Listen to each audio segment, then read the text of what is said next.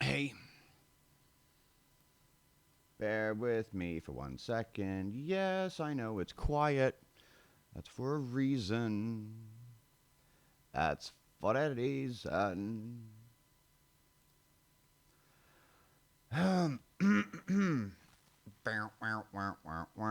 Just looking for something. Give me a sec. What the fuck? Really? What the hell?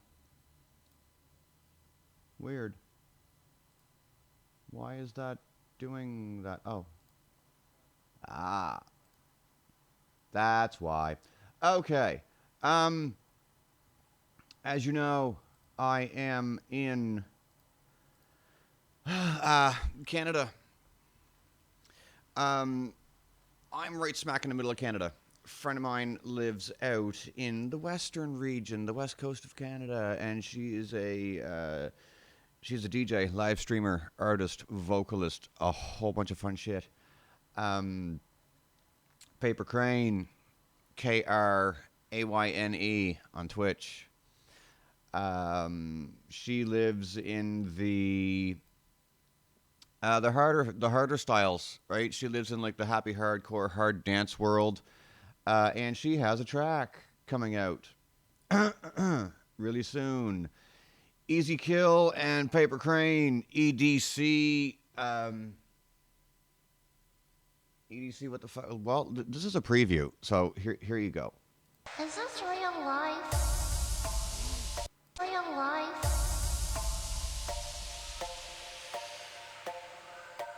EDC, Paper Crane and Easy Kill. Easy Kill. We're gonna have so much fun. We're gonna be so hyped and so crazy and so ridiculous, and we're gonna throw things, and we're gonna make candy, and we're gonna fucking shit in style. Oh, damn. Like Electric Daisy, that's like the cutest thing ever, honestly.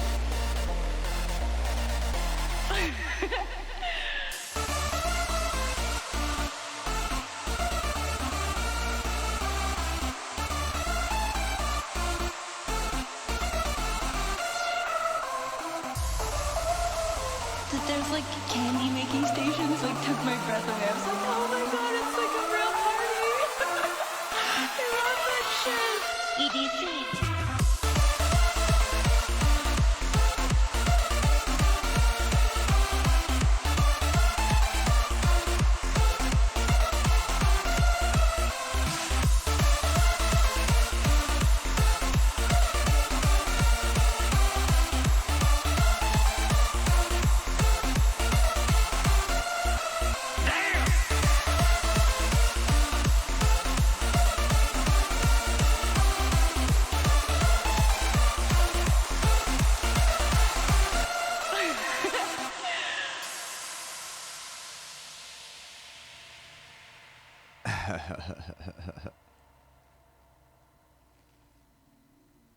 Little piece of it for you.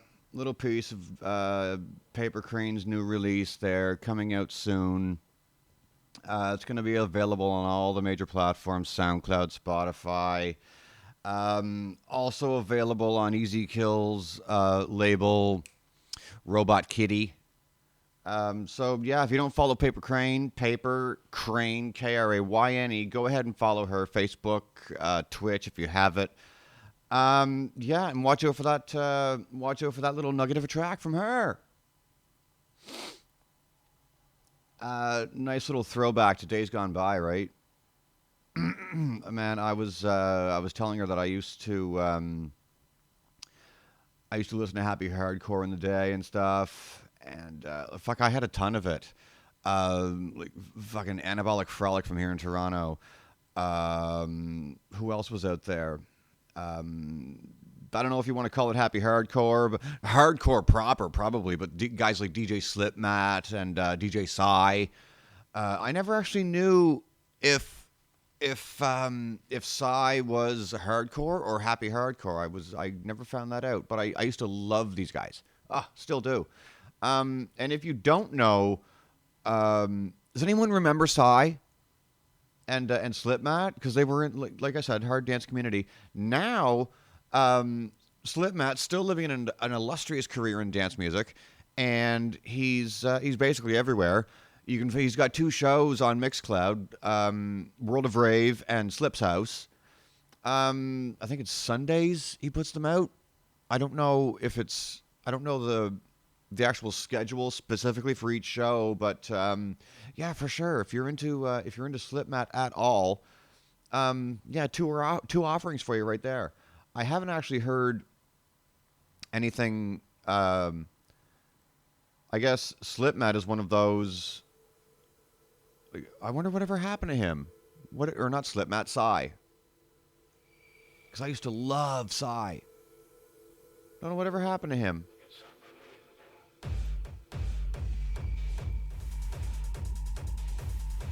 Not sure. Oh, I have my windows open because I'm doing stuff, but I would know that. Hey-o! Anywhere.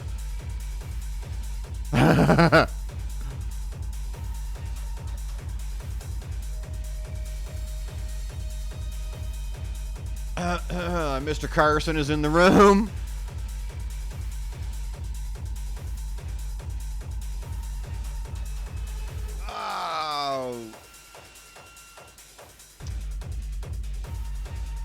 Oh, wow. Everybody's coming out of the woodwork at me.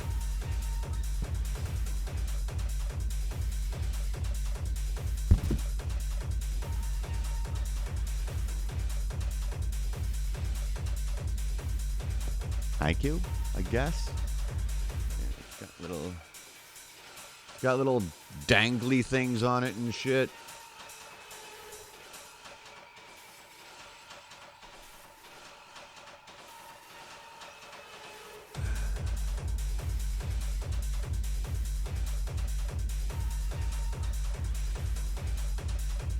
It's like if Beetlejuice was a jeweler.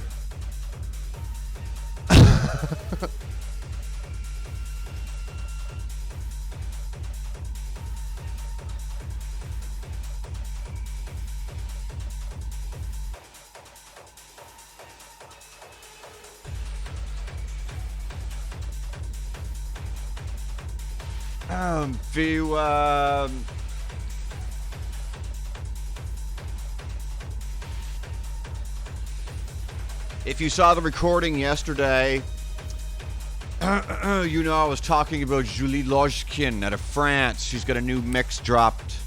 I don't know when it dropped, but it's on her SoundCloud. That's what you're hearing.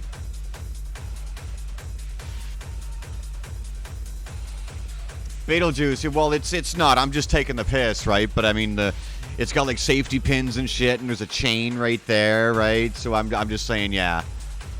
This is Beetlejuice if he was a fucking jeweler. That's all. I was gonna put up. Remember if you've seen the show at all, you guys know I have been going on and on and on about Behind Me, right? And all the posters and stuff. Today, the DVD slip covers and shit that I was telling you we took out of the cases. Got a few of them going on today. I just didn't have time to put them up. So, yeah, I'll get there eventually. There's a pile of them over here. But I was productive. I did actually re-tape stuff up so that when my fan hits it, stuff isn't going like this all the time. And I gotta put this bad boy up too.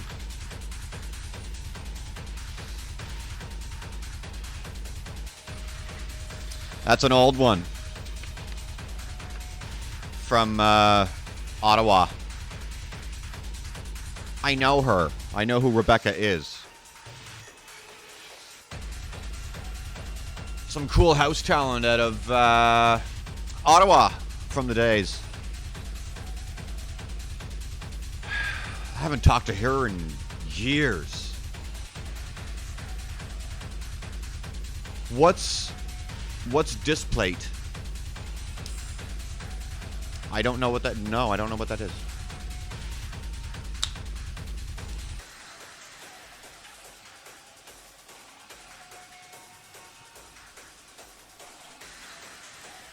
You don't what, Droog?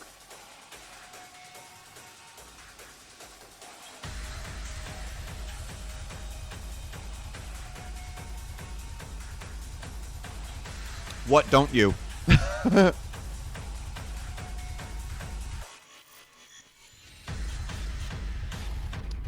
Oh, metal silk screen posters you hang up.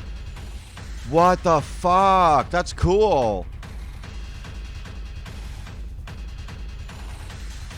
No, Drew, you wouldn't know who that is. No.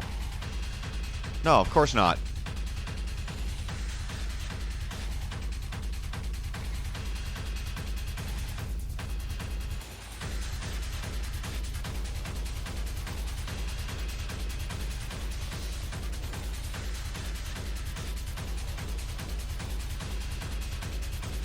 Like, how pricey are we talking?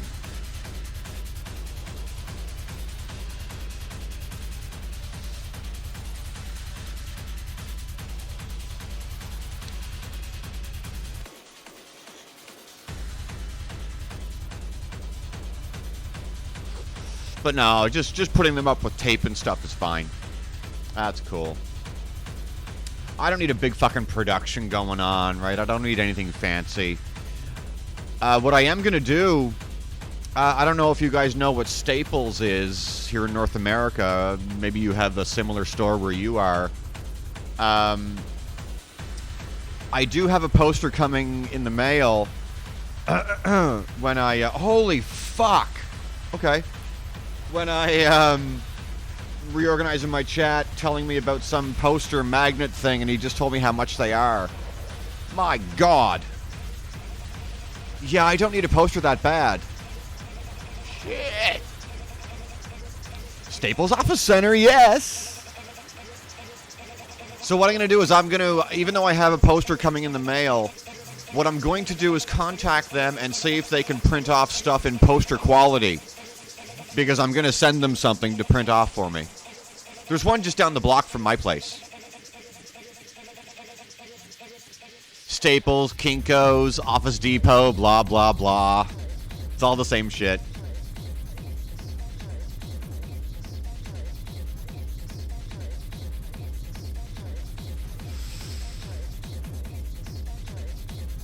I know my wall looks a little bare, and the other ones I was telling you guys about the other day are right over there. I just haven't bothered to take them down. But now that I'm actually getting new ones, I don't know if I want to, because I need room, right? Which means I may have to adjust my camera angle, because, I mean, you can only see from here up. And, well, there's just more there. So my angle is a little off. I gotta either push it back or just angle it up just a touch. I don't know. Not exactly something we're gonna lose sleep over. Oh my. Oh.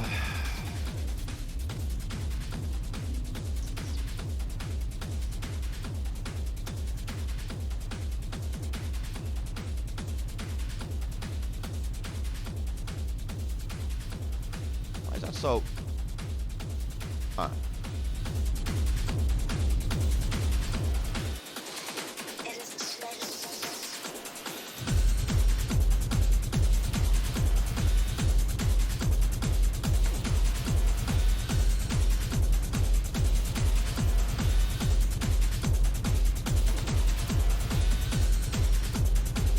Oh, I tried to get techie again today.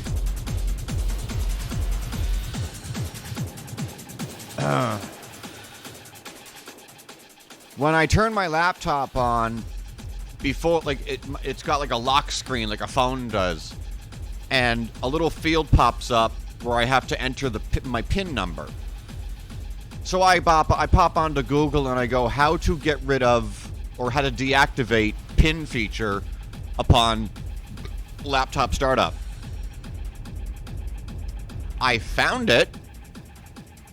It's in this Windows Hello kind of setting where it gives you different sign-in options. You can do an optical thing. You can do face recognition if it's available. You can do a fingerprint thing. I think was one of them. There's 3 of them. Turns out the remove option is grayed out on my fucking system, and I don't know how to. I can reset my PIN, but apparently it tells you what to do. It's not exactly clear because you can get rid of it, but it's not exactly a 1, 2, 3 process. And it's my computer. I don't fucking need a PIN number. Oh, God. Just give me my home screen and off we go. Is that so difficult?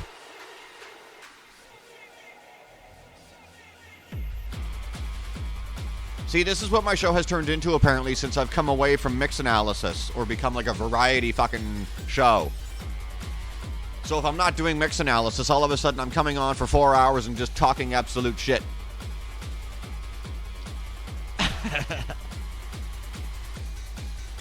Oh, do you? Yeah, the PIN number, yeah. Right.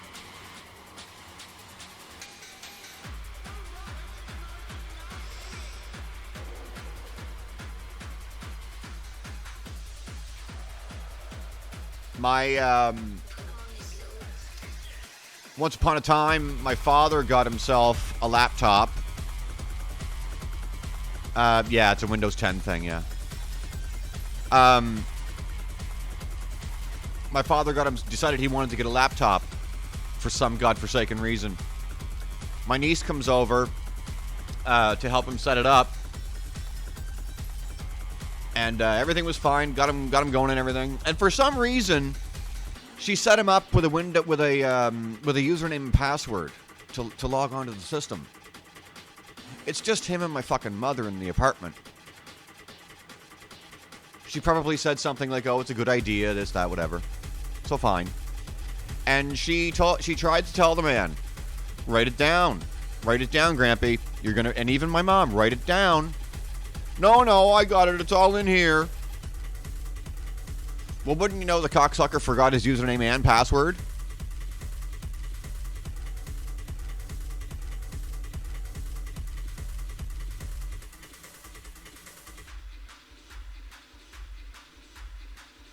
What? Follow what?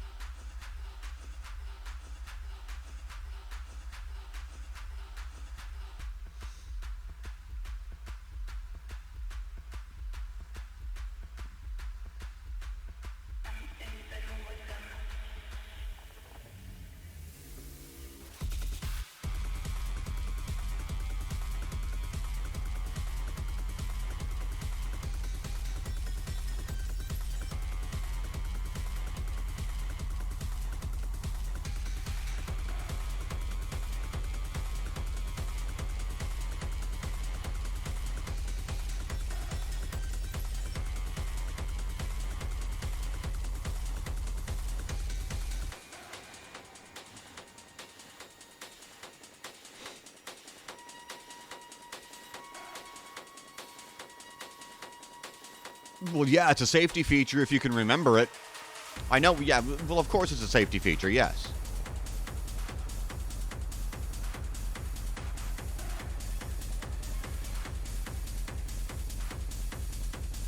Well, can we have a moment for Mr. Gabe Hobbs? Hello, my friend. Welcome to the show. Nice to see you, sir. If I may call you sir.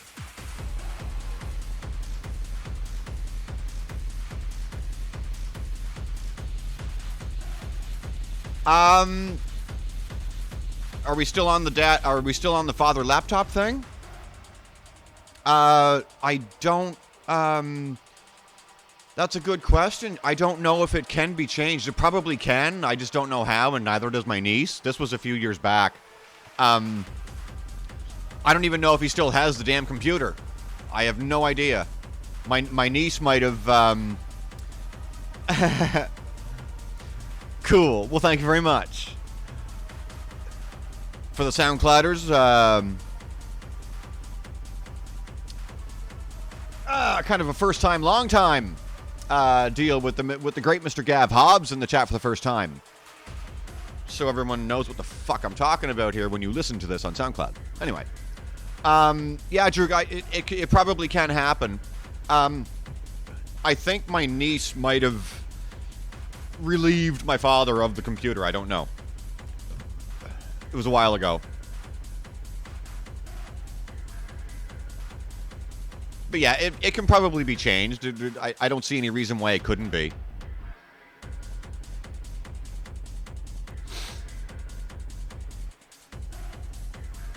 Yeah, right? Fuck. And you can't even reset it if you don't know the original. So you're completely fucked.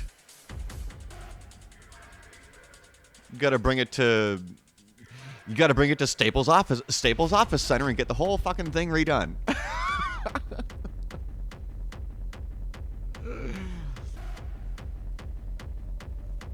What's going on in the world of Mr. Hobbs today? How we feeling?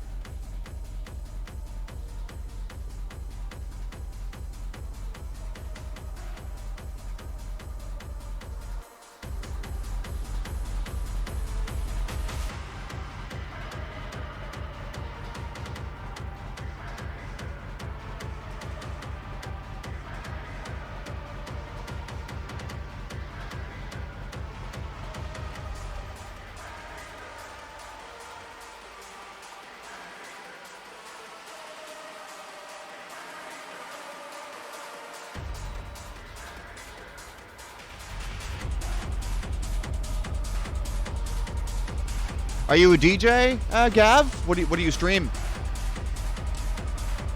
I know who you are, I just don't know what you do, love.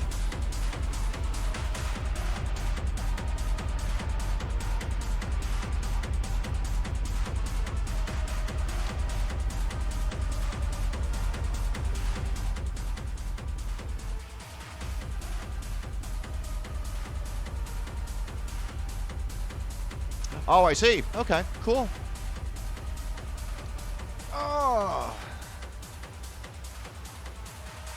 What style? Or just anything and everything? Like, do you live in a certain genre? You write country, don't you? That's what I got you now.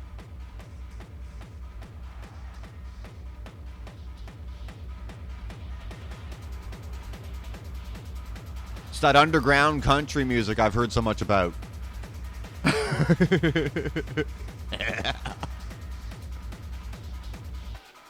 Country music with a 4x4. My wife left me. Oosh, oosh, oosh.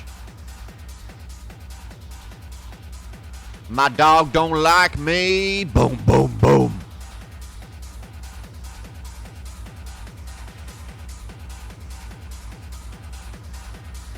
Well, okay, cool. Oh, well, you don't like to stick to any specific. Well, you know what? I wouldn't call that a problem at all, right? Not a bad problem to have, though, right? A little versatility never hurt anyone. You know, I'm like that too. Even though I'm not a DJ, I fucking do everything, right? I'll listen to. I made fun of country a second ago, but there are some country songs that I even like. Tons.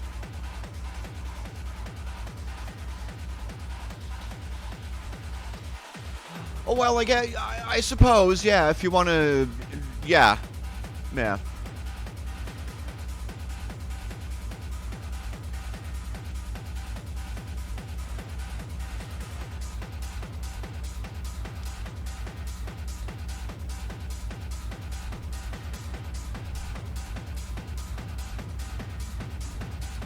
When you say, now I'm getting into semantics here, but when you say it would be easier to stick to a formula,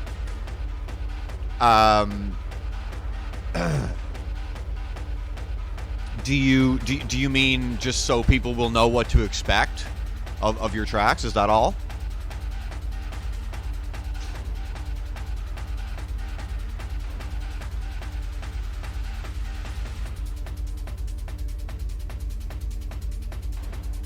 Yeah, Droog's definitely got some fucking badass stuff under his belt. Speaking of versatility, Dr. Droog is... Dr. Droog down in Holland, for those that are listening, is a great example of someone who skates versatility really well. The man, like, it's really cool. For someone like me, I enjoy the kind of things that Dr. Droog in the chat does.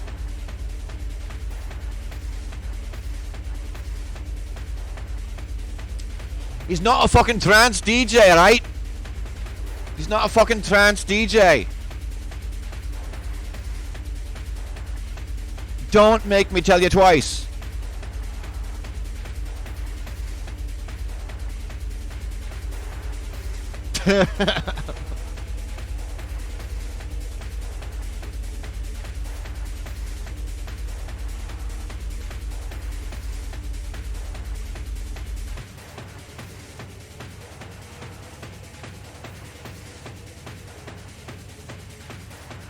Well, it very much is, right? Gav in the chat, Amber over on her show Demo Drop, and if you don't know the show, DJ Amber D on Twitch does a show called Demo Drop on Tuesdays, where it's pretty self-explanatory. Producers submit tracks, and it's an avenue through which new and existing producers can get their fucking shit heard. Simple as that. But yeah, I've heard Amber say that before as well, that everything, depending on the style you're talking about, I'm going to say that about house too. It can get samey, for fucking sure. Yeah.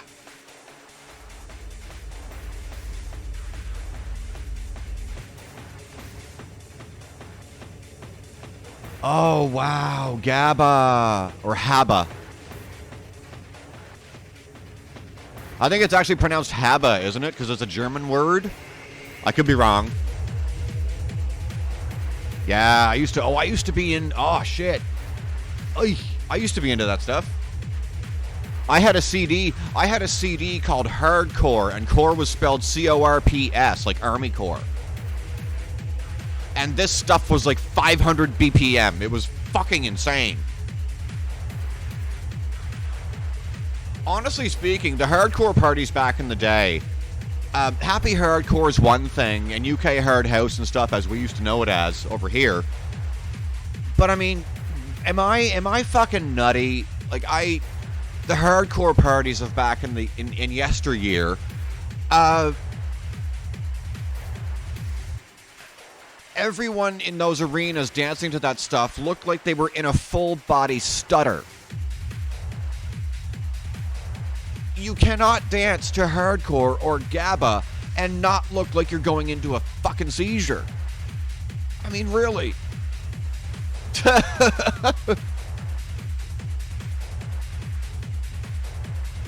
Which at the end of the day, is it really dancing?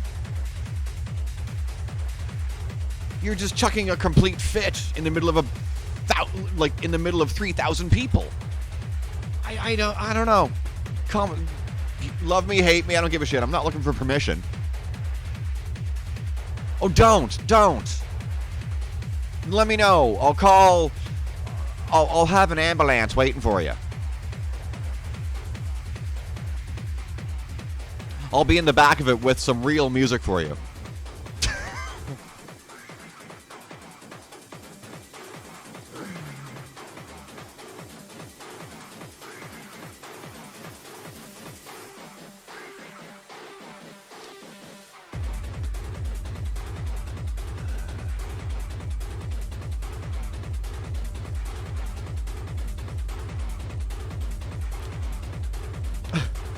I just thought of a really cruel joke.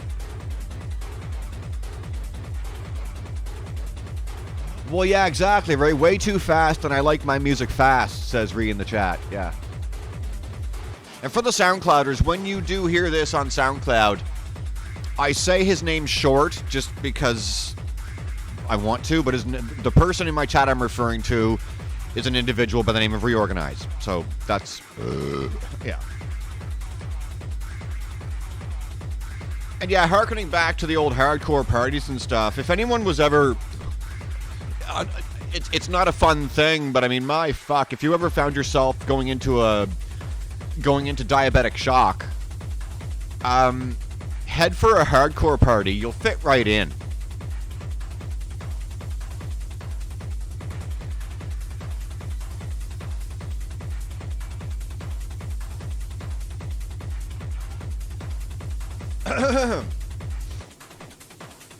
You might even find yourself in VIP. You never know.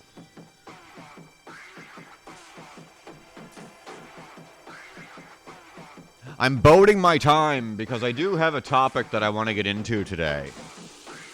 I do have a topic. I'm working up to it.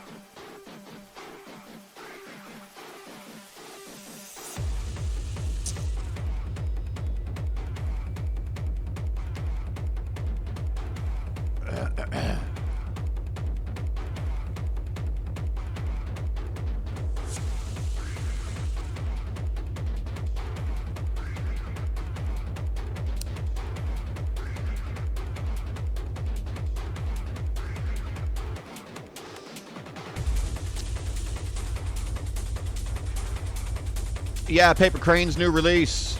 It's not officially out yet. Soon.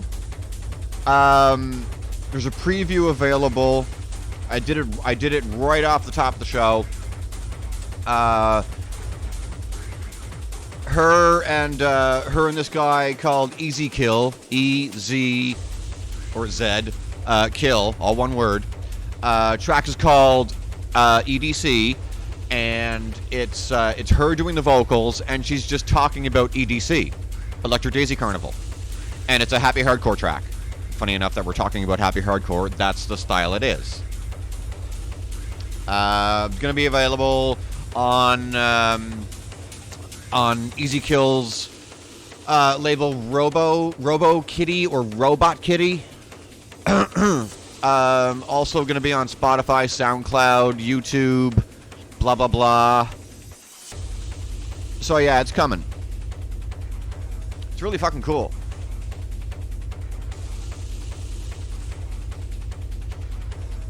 What I did like about it is, it's not... She's not singing. That's not it at all. Not even close. It's Paper doing spoken word. And just simply talking about going to EDC and all the adventures that will come with, right? That's it. That's all. Nothing fancy, right? But it's a really cool fucking track.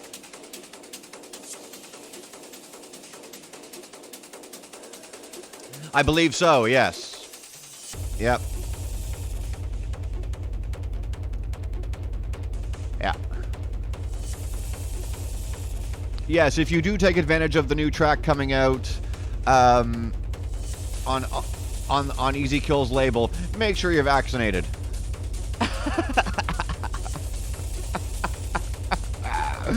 Reorganize. Is that some sort of new rampant rabbit? Oh, wow, don't make me say that 5 times fast. Shit. But yes, rabies. Tetanus, diphtheria, water on the knee. Make sure you have all your shots before you go to that label.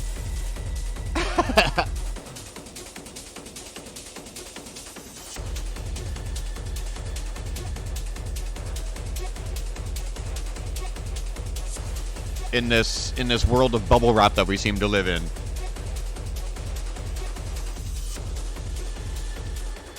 That place has everything.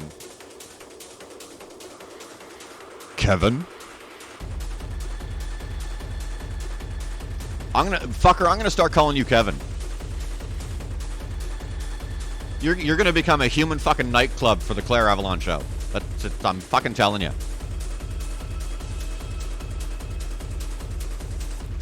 That place has everything. Chain wallets, pickpockets, leg warmers, side pones.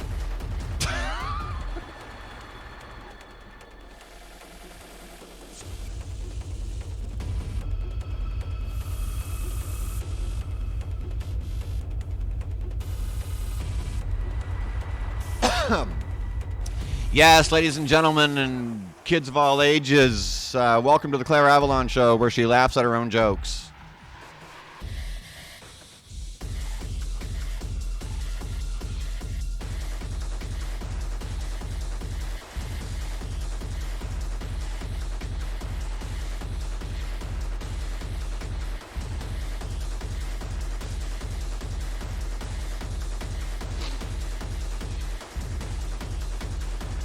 Holy shit!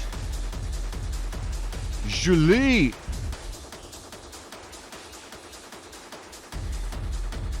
Nah, you didn't miss anything. I was just making fun of Reorganize, that's all.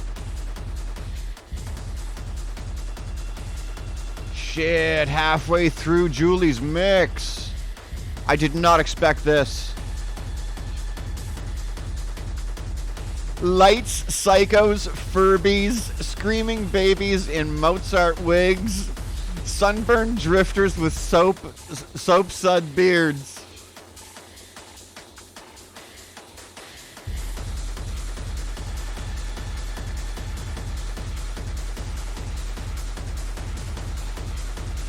This is my Stefan right here.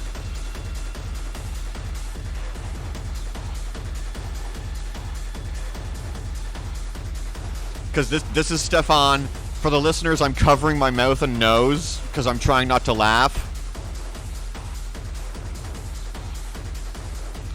Because if anybody knows anything about SNL, when he was on when they had Stefan on Weekend Update, they used to fuck with him and change his lines at the very last second. And John Mulaney was one of the biggest offenders was one of the most guilty parties of doing this. They would completely fuck Bill Hader over. That's why he would completely crack on set and go like this. Lights, psychos, for Jesus. Well done, mate. Well done.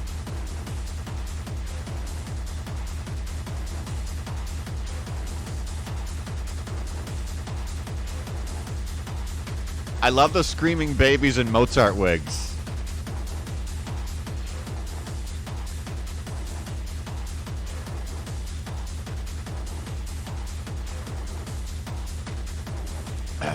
That's the title. Not this coming Thursday, because it's inappropriate. That it just won't fit. But my next show after this Thursday,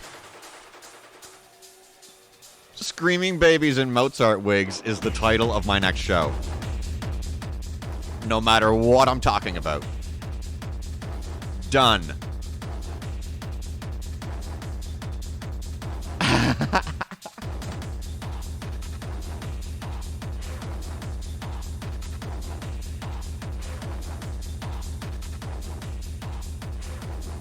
If I can get that, if it'll allow it. Probably will. I mean, there's nothing. There's nothing un-PC. Well, there's plenty un-PC about that. I mean, fuck. But you know what I mean. You know what I mean.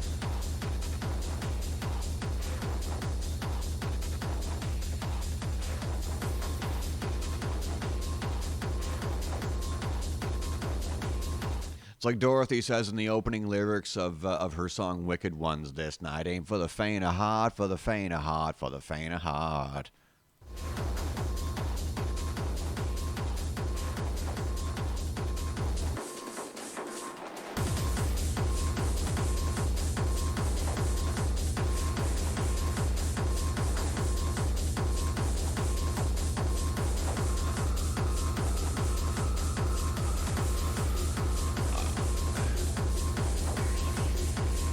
One moment, please.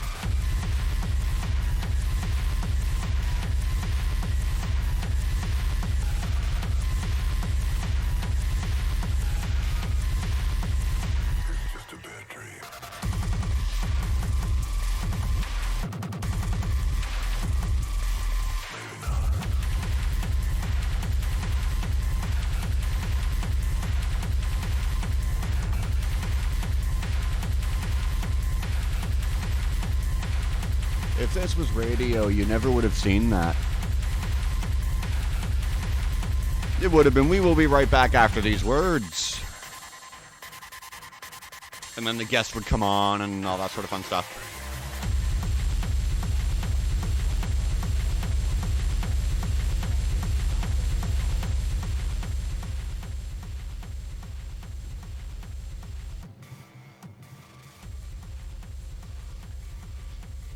If I go down that low to that level with the tunes, can you still hear them under me? A little bit. All I want is a little bit. All right.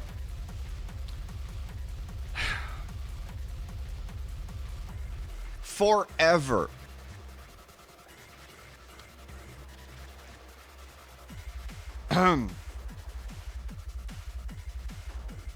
Your beefcakes, possibly your gym rats,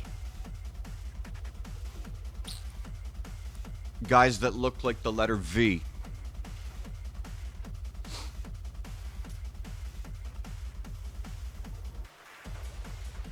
have existed. Holy fuck, nicely done. Brutus the Barber Beefcake. Wow, WWF. These individuals have been around forever, and so too has their behavior.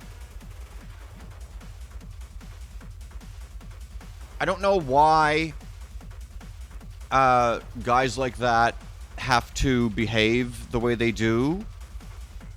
But that's not to say there isn't a reason for it. There's a reason for everything.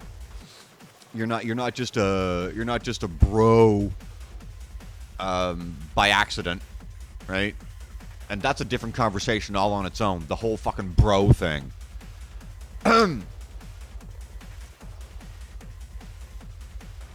They're called Chad and stuff like that, right? And Jared and, you know, all these kind of, you know, they're guys, right?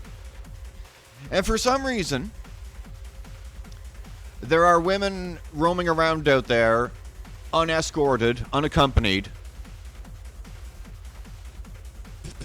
without chaperones, who pursue and enjoy this breed of man.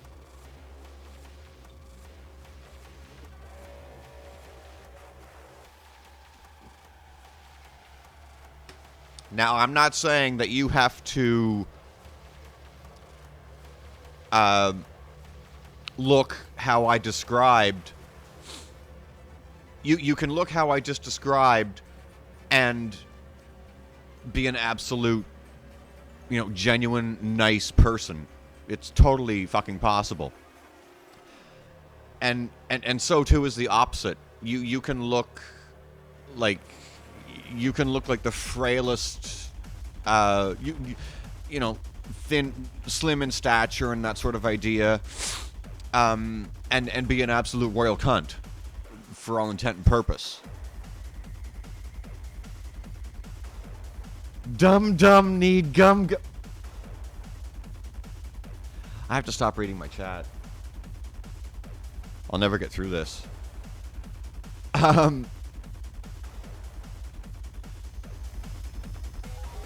It is no secret, cutting to the chase, that, and I mean, I'm zeroing in on the boys, but this is a slight two-way street, yeah? This logic can also lend itself to the female population.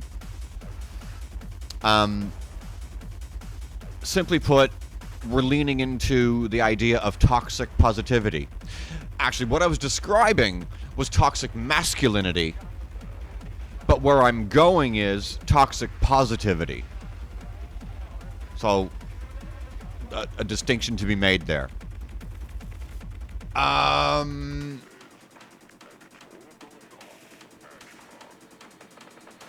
do not subscribe to either one. I don't like, nor have I ever associated with those kind of guys. I didn't.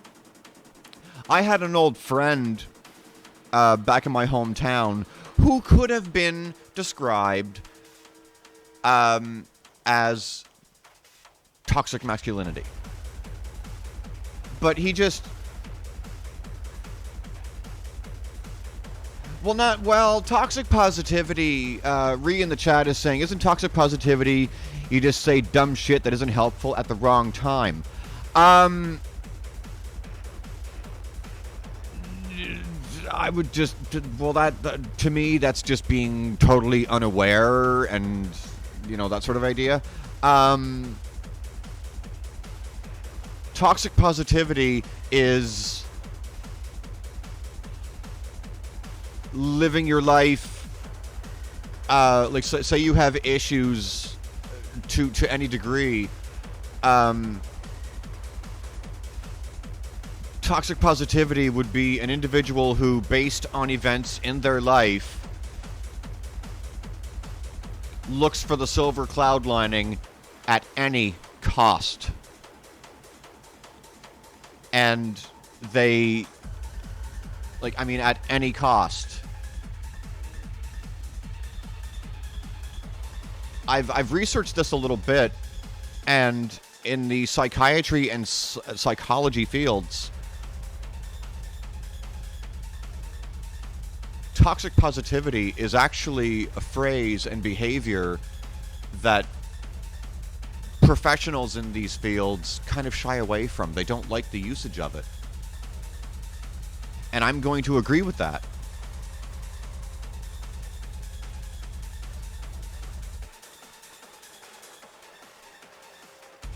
The second one is better. Everything will work out. Yes. The second one is better. Yep. Everything will work out.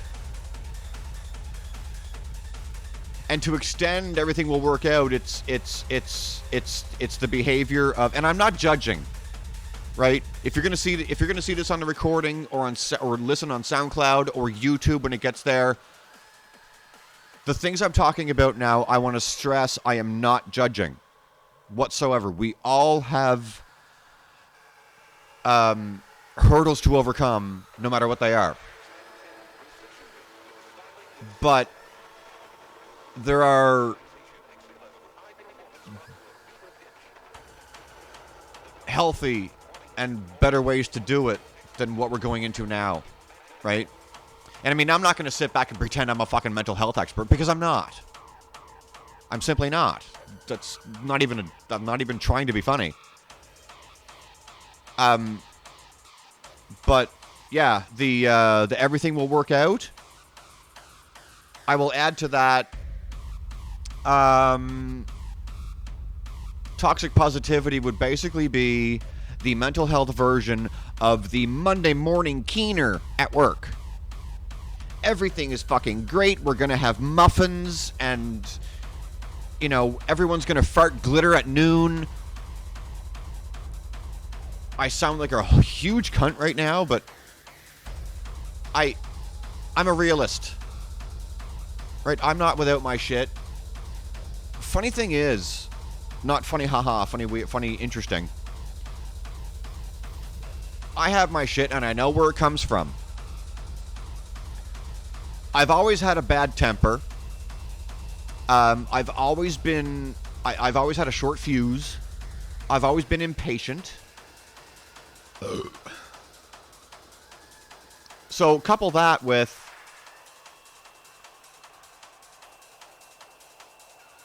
oh yeah, it's glass half full on fucking steroids, for sure. Yeah. So couple all that with my parental abandonment when I came out. Right? Impatience, short fuse, blah blah blah. Everything I've said about my father in the past. I know why I am the way I am. Funny thing is, everything with me and him was gravy before I came out. But regardless, you could argue that I have, you could say that I suffer from trauma, and that trauma is parental parental abandonment, rage issues brought on by parental abandonment, despite the fact that I already had a bad temper. So, yeah, rage issues based on parental abandonment. I am not diagnosed with anything that would quantify that. I'm just spitballing. Am I making sense to anybody? I hope so.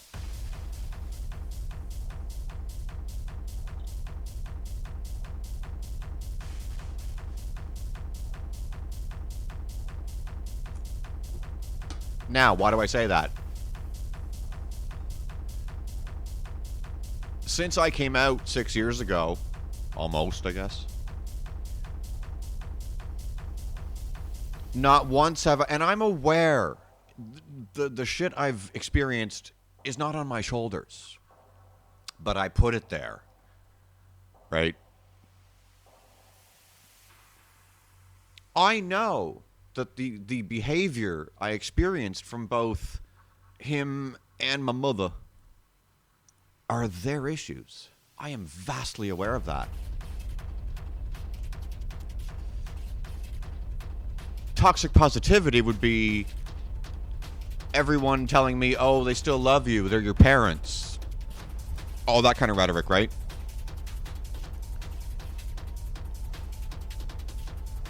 They're not your parents, and you're not me.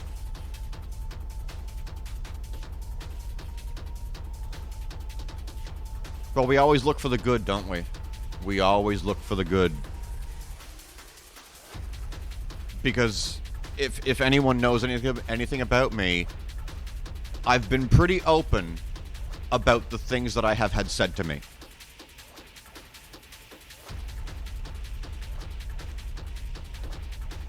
Has that turned me into, oh, Monday is going to be absolutely wonderful kind of person? Not for a second, because I'm a realist.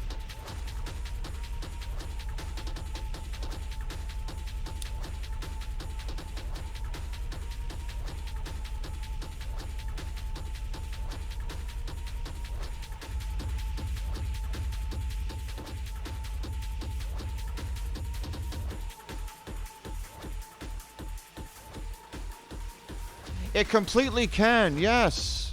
Can I read that out for SoundCloud, please? Is that okay?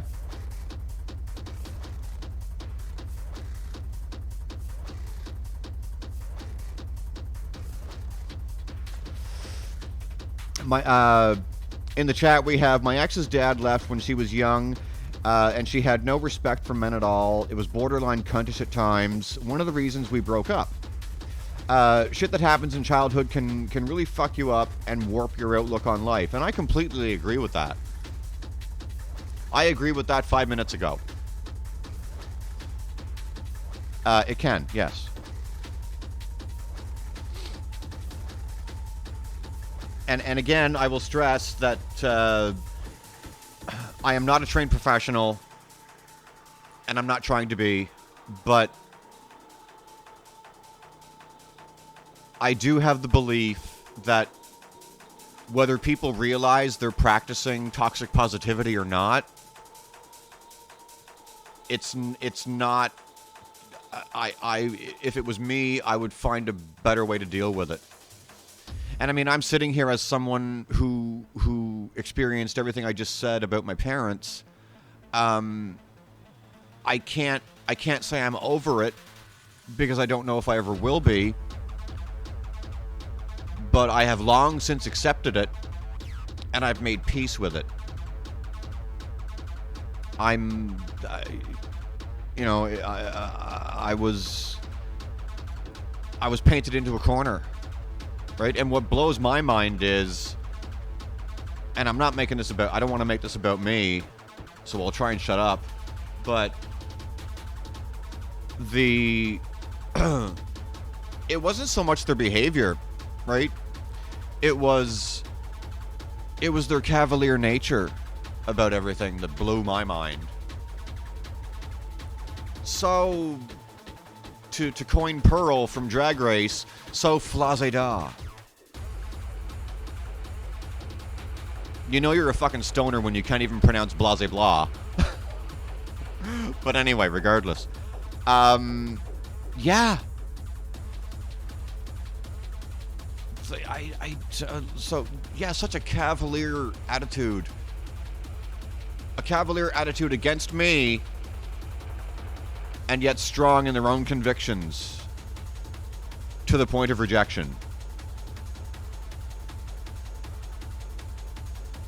And yes, like Ree just said in the chat, that can have an effect on some. I agree with that, yes. And you know what? I count myself... I seem to have the ability to sit back and go, okay, well, what's all this? What's going on? Right? I kind of go ABC. And I mean, my girlfriend calls me a little dark cloud, but that's for removed reasons.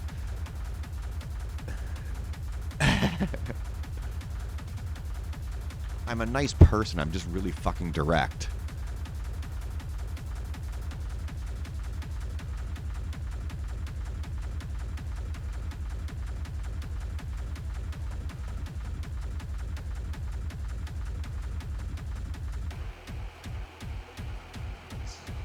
Yes, and well, yeah, 'cause and you know why I have risen above it?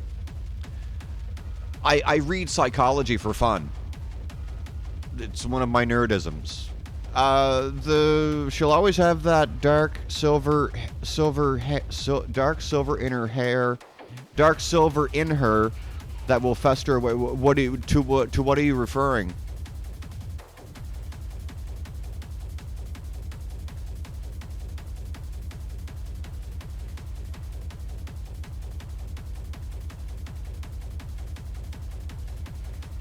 Oh, dark sliver. Oh. Oh, whoops. Who's the she you're referring to?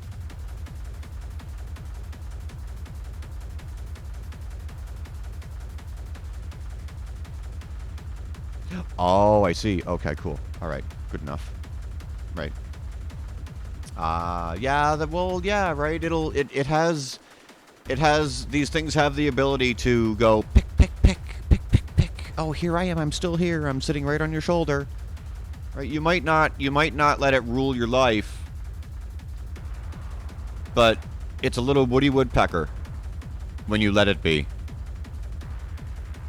You know? It's its own little mental health negative little fucking peck.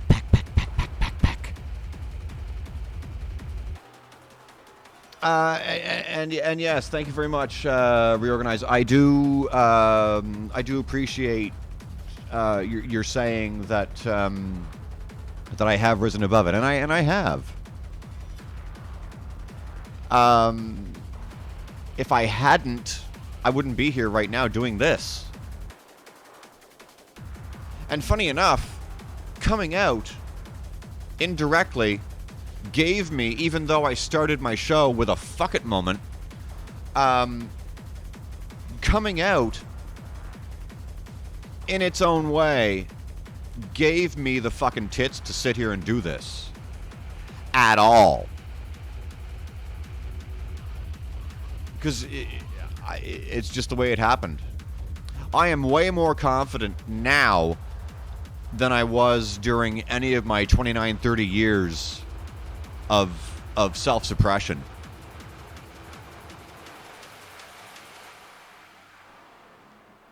Hey, Spoop.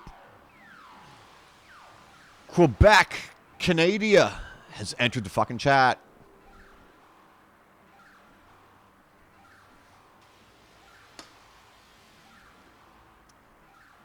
I mean, I'm not bragging. I'm not bragging whatsoever, but there will and can be factors that some will experience, not unlike myself, where you want to do something, but things just aren't right, you know? Until one moment hits, and you're like, all right, fuck this, I can do it now for whatever reason.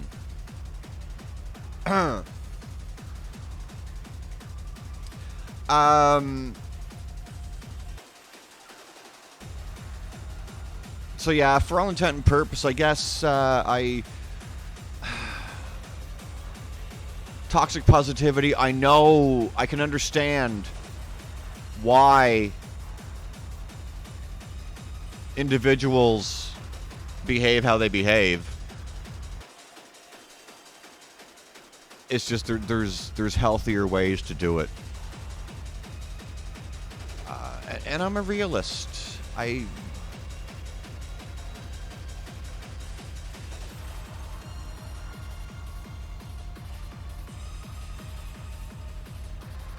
in the early years, it was. Thank you for saying that. Thank you so much for saying that in the chat. Yeah, it's a bad coping mechanism.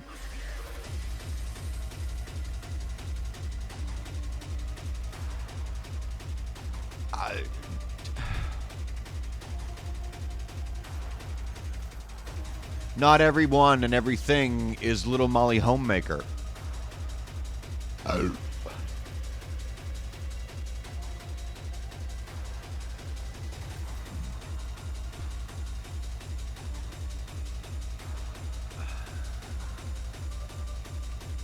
And in terms of self-awareness, I know how I'm coming across right now. I'm really aware of that.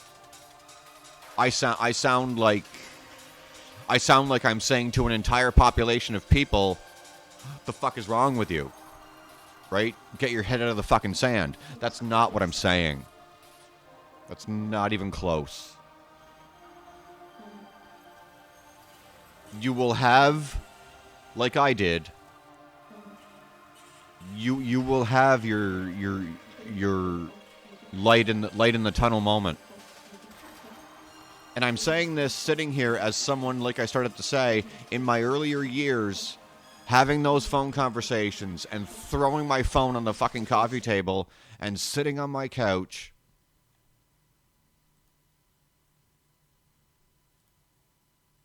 Bawling like a 2-year-old.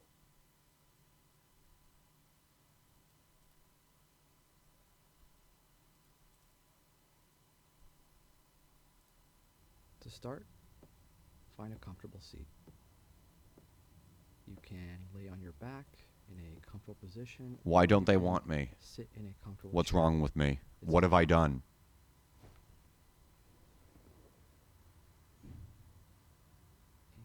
But I did. I did fucking rise above it. Take a few big, deep You have to teach yourself how to fucking do that. Start with breaths here. Deep enough that you can hear.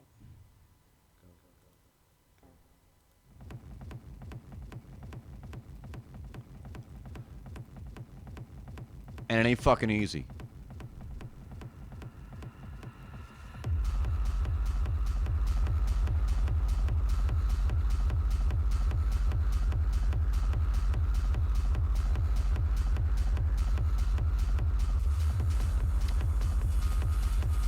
But as Howard Stern says, peace and love to all. Not an ounce of disrespect meant. Not one iota.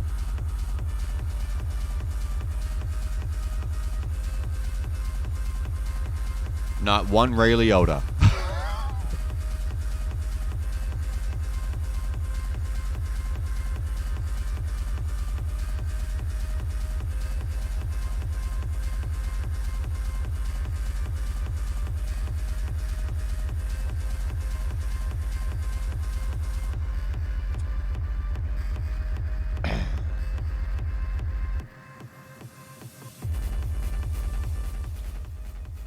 Another thing I've noticed is, and there are a select few who do this.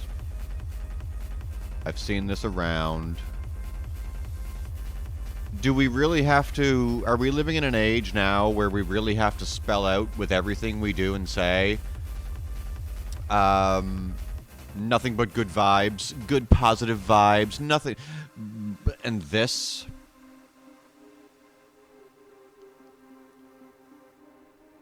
Do we really have to treat people like they're that unintelligent? Good vibes only.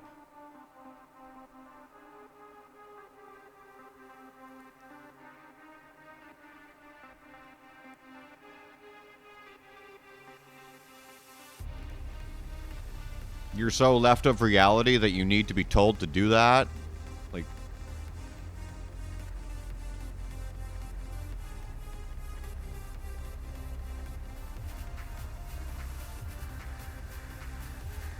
Oh, they really are. Yeah.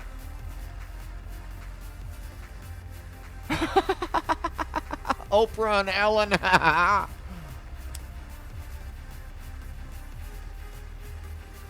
I think it can be I think it can be healthy to think like that sometimes. Brackets. What the fuck is wrong with you?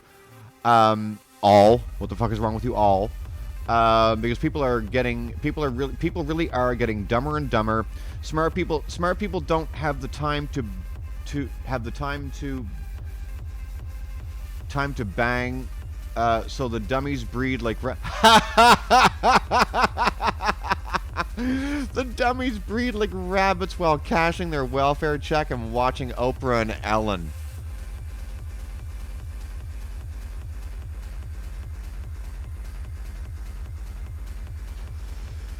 Well, motherfucker.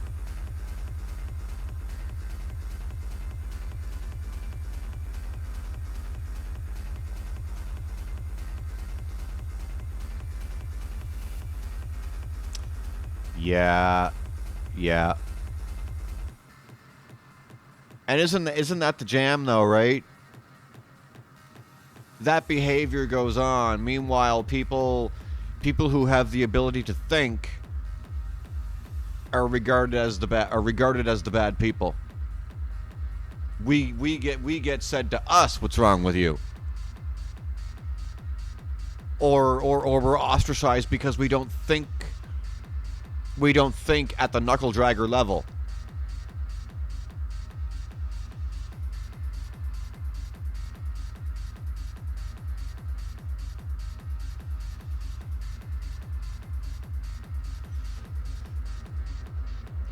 I will give you every ounce of respect I can muster in friendship. I am viciously loyal.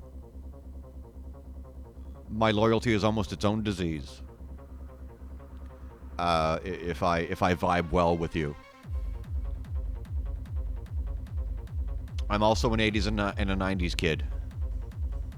So I wasn't brought to the hospital when I scraped my knee. I didn't wear football pads on the monkey bars.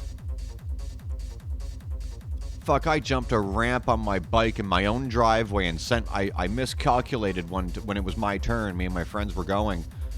I miscalculated once and I sent myself 15 feet in the air into my backyard that had a downward slope on it. And I came crashing down on the ground and my bike 10 seconds later landed on top of me.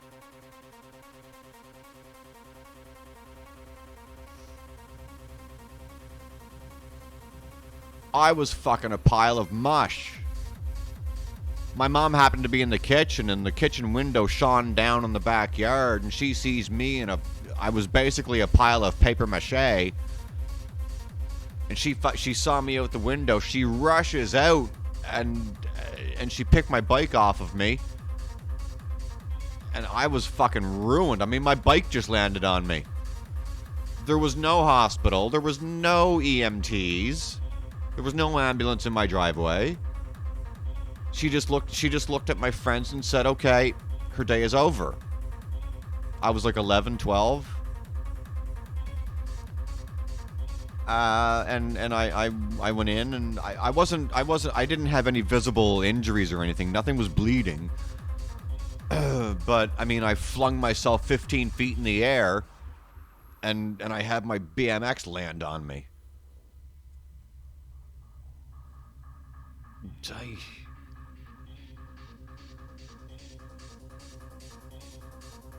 Yeah, it was messy.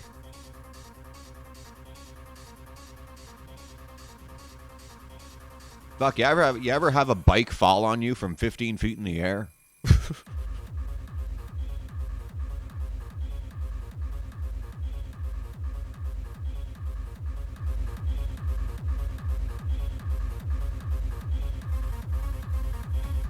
funny part of that is, I mean, that's one thing that shaped who I am today, right? I'm an 80s and 90s kid. What the fuck can I tell you? Countering that, when I was still living in that same house, because we lived on the top corner of the racetrack, the horse racetrack in my hometown. And every year, the carnival would roll into town at the arena, right? And it was during when I lived at that same house that one year the carnival rolled in, and my bike was stolen out of my yard. I'm around the same age. What does my father make me do? He said, go on down to the carnival, go to one of the trailers near the stadium, and look for the owner. So that's what I fucking did, little 12-year-old me. I'm knocking on the fucking trailer of the offices for the carnival, looking for the guy who ran the thing. I didn't know what the fuck I was doing, but I knew how to be polite. Someone came to the door, and I said, I'm looking for so-and-so. And they said, oh, he's not available. And I told them why I was there. I said, I'm looking for my bike. And someone said, oh, go check the teacups, the teacup ride. Somehow someone knew.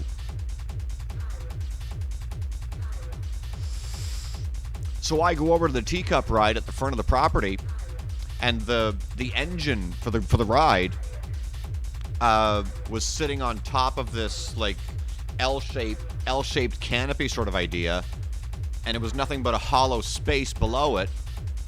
So I go over to the fucking teacup ride, and I didn't notice at first. So I go up the stairs, and the music is going and all the heavy metal and stuff. And I look at the operator, and I go, yeah, my bike was stolen, and one of the people said that it's over here. And he pointed below the canopy, and he said, yeah, it's under there. And sure enough, it was. So I'm fucking 12 years old, going after my own fucking stolen bike with no parental supervision whatsoever.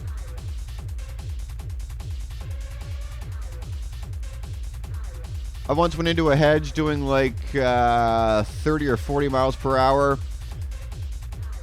I was riding a scrambler bike, and the throttle got stuck. Oh, it's a motorbike. Oh, okay.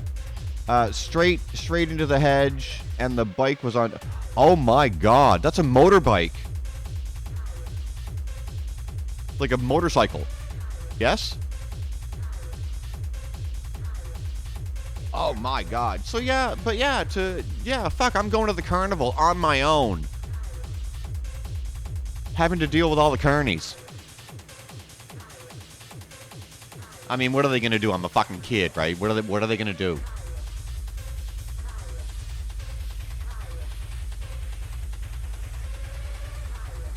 Oh, you mean the mini bikes? The little mini ones, like they do in the big ball that where they all go around in a big circle. That stuff is so cool.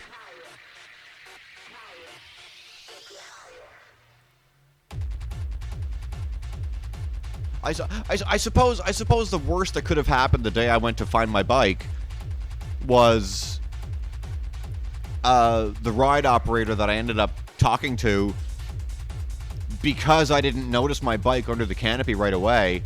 I guess the worst he could have done was lied and said, yeah, I don't know, kid. Sorry. But that's the only thing I can muster that would have happened. These are the things that shape us. And this was what? I was about grade 3 or 4.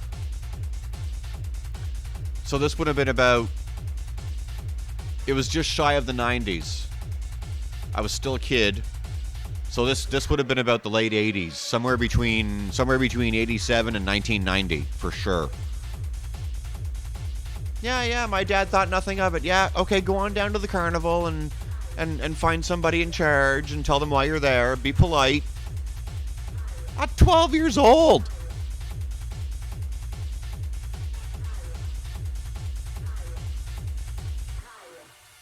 Dirt bikes, exactly. Yes, precisely. Yep, dirt bikes. The high fenders on the wheels and all that shit. Motocross. Oh, I love motocross.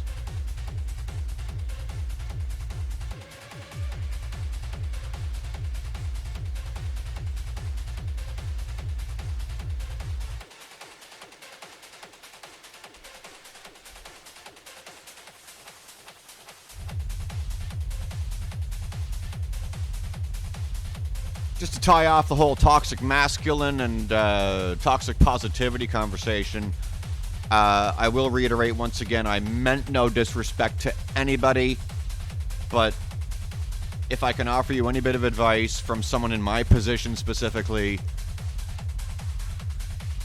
find a better way. Find a better way.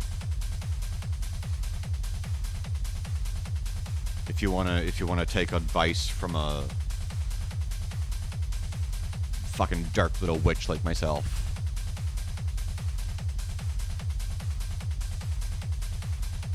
If I can impart any words of wisdom upon thee. I know G likes my witch voice.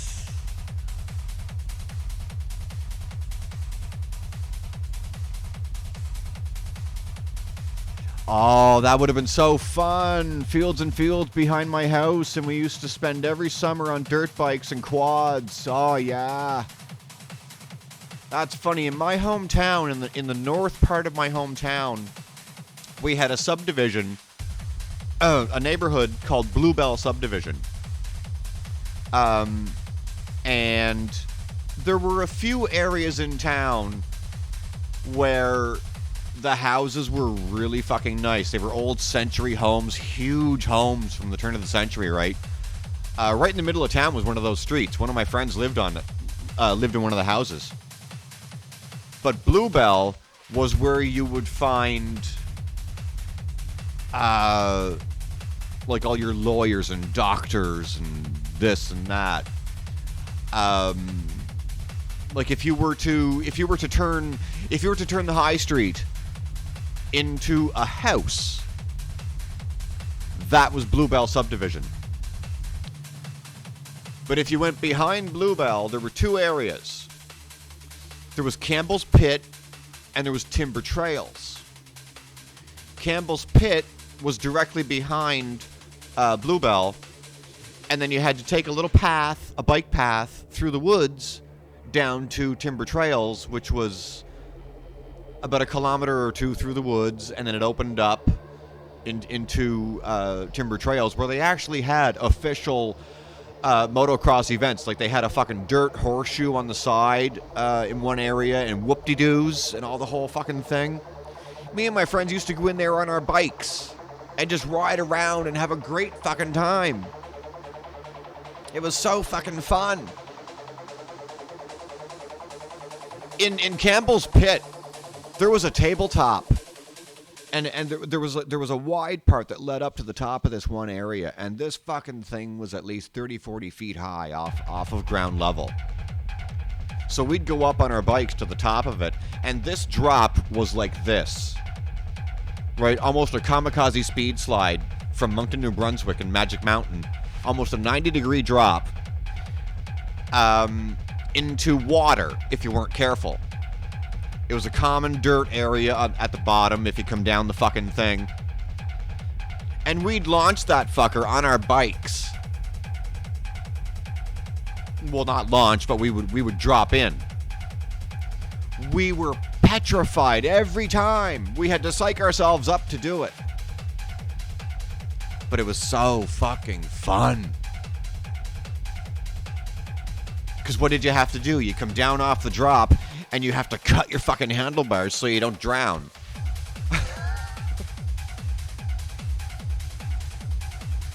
That wouldn't happen today. That's not safe.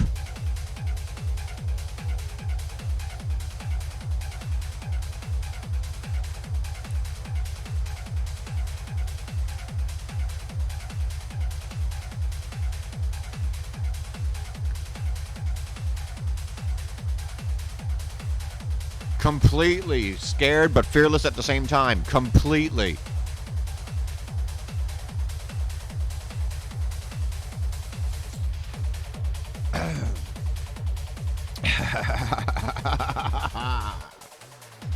This is who we are. This is why I don't expect to make many friends with this episode with the under 30 crowd.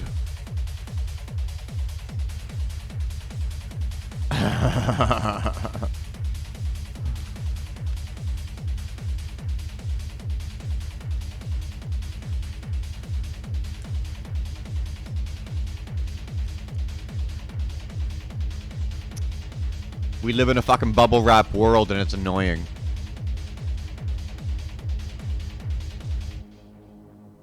If I was a parent today, me and my partner don't have kids. I can't, and we both don't want them.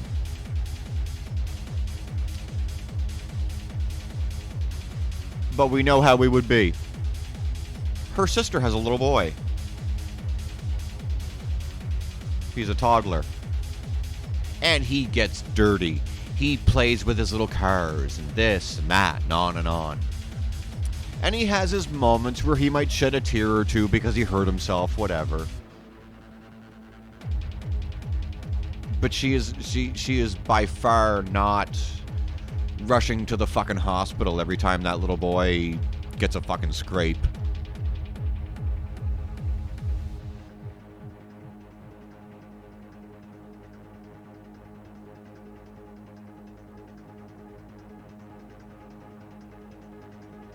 Oh my God. You are singing to the fucking choir. Going back to the carnival story.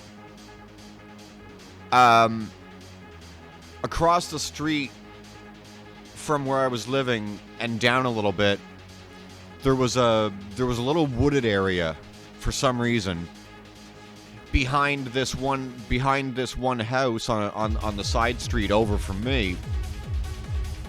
And what me and my friends used to do was go from tree to tree. There was a little one to the side, and we found a sturdy branch that would hold us, and we would climb up into the tree as high as we could go and still be supported by the tree, right? And then we would jump from that one to the next tree, and then from that to this big fucking birch tree right in the middle of the whole thing. Go as high as we could muster without freaking ourselves out. And then there was one branch. It was about a little bigger than that, I guess. Like what? About this big, but as big around as a pipe or whatever. 3 or 6 inches for the listeners. And we would hang off that branch, and we would inch ourselves out as far as we could go and start swinging. Because what were we doing?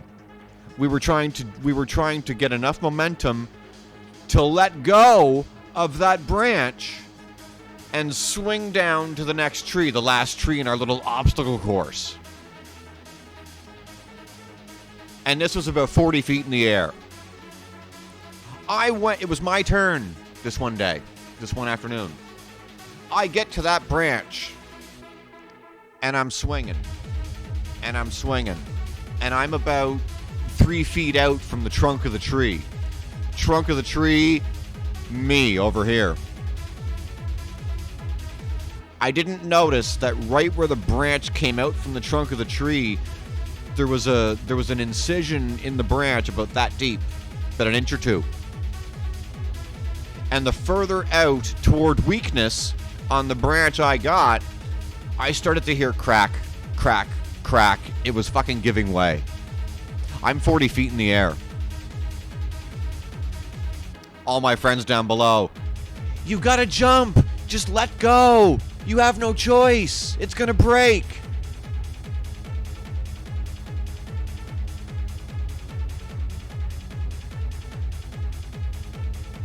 It was a hang jump, so nothing death-defying. So, yeah, I let go.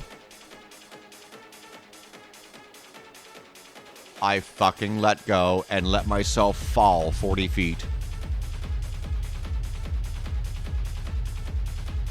I bent my knees because I'm not a fucking total idiot. I bent my knees when I hit the dirt ground. But the pain that shot up through my ankles into my knees.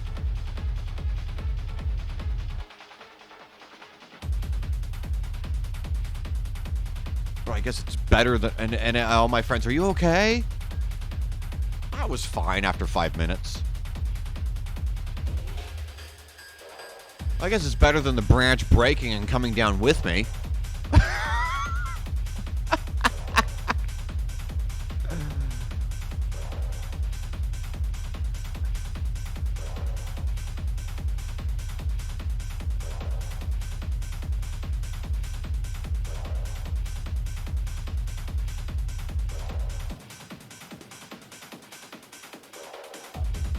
We'll be right back after these words.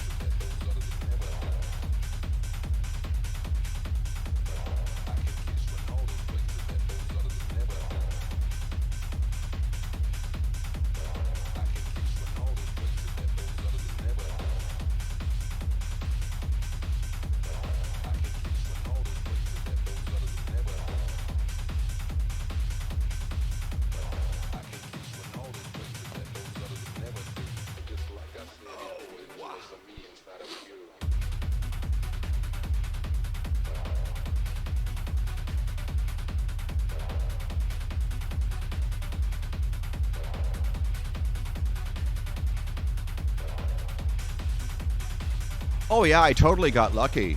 Yeah. Well, I knew I was, I mean, you can't, whether it's voluntary or not, you can't tighten up in that moment. You got to be cognizant of what you're doing. And luckily I was. Because I knew, I'm like, I'm going down 40 feet here. I got to be ready. And 40 feet felt like 10 seconds. For 5 seconds, whatever. It hurt. It fucking hurt. But I kind of did like a bend the knee and roll sort of thing. Oh, I was a pile of fucking shit on the ground. But yeah.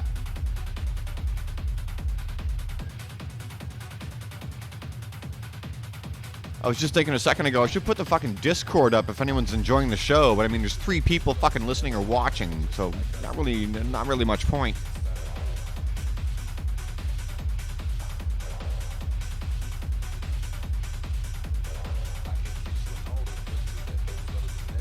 I would announce that if there was like 10 people in here. And yes, you 3, I see you.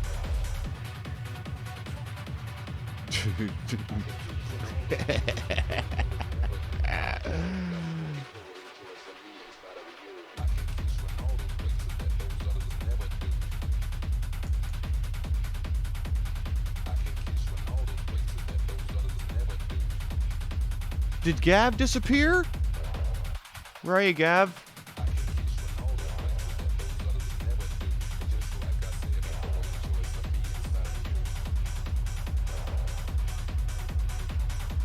Oh, hey. Incidentally,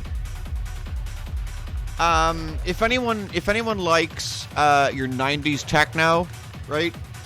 Follow an Instagram page called 90s, the number 90s, 90s, techno, TECHNO, techno, dot redux, REDUX, on Instagram. Absolutely phenomenal. An absolutely phenomenal Instagram feed. It's all the guy does is music, and it's absolutely pristine. A sprinkle of new, but he harkens back to the golden days constantly.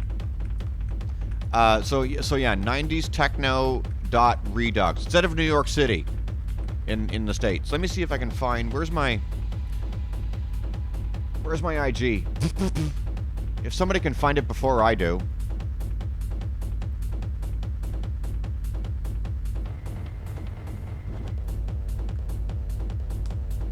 Because I have to sign in.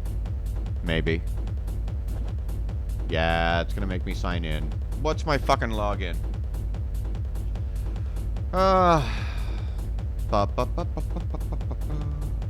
Logins. Alright, there we go.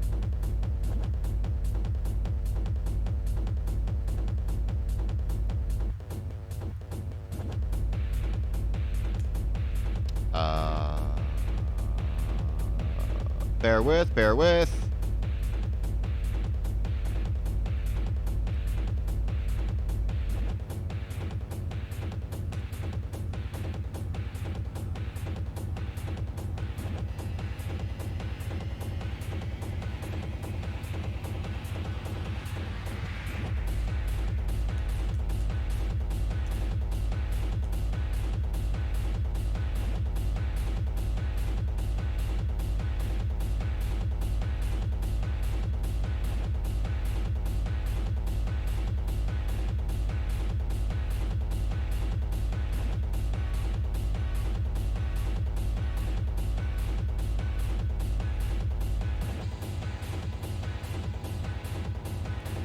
One moment.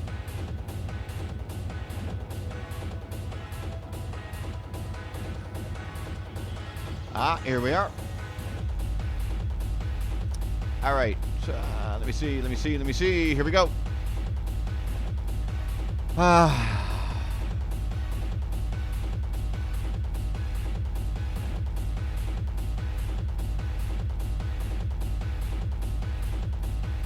This is IG. Oh, you found him. That's the guy. Yep. Should put that in the Discord, too. May as well. Why the fuck not?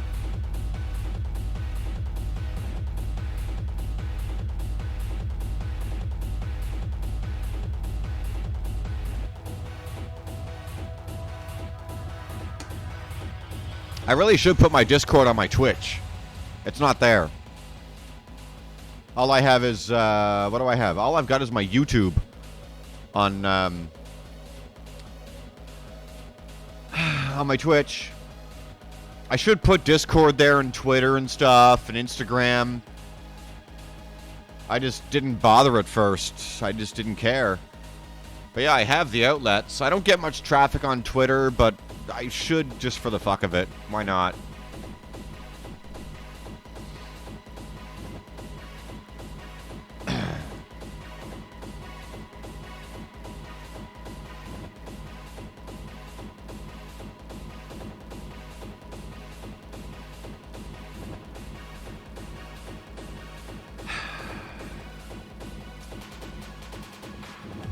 Yeah, a little going back to when I started.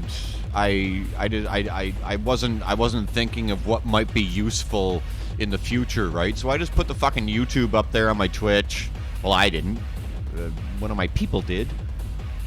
Appreciated. I didn't think of fucking Twitter and Instagram and all that shit. I didn't care. But I suppose you need to make yourself available and accessible. I guess if my SoundCloud can be included in that too, that wouldn't be a fucking bad idea. This is why I need babysitters to think of these things. I don't know.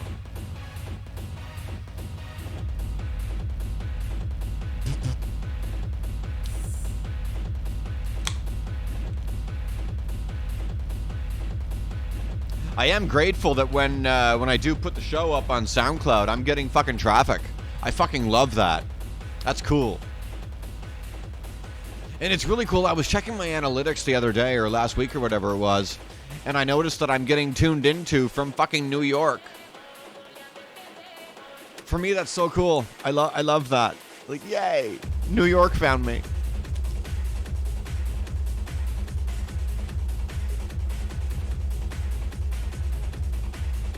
Who's on? Who's on? Just in case I get bored. Oh my god, I've only been on for an hour and a bit.